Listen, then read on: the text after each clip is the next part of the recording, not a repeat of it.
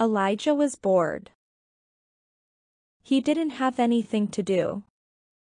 He wasn't interested in doing anything. He didn't want to watch TV.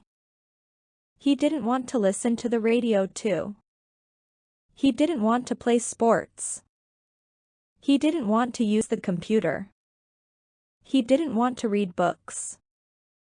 I'm bored, Elijah said.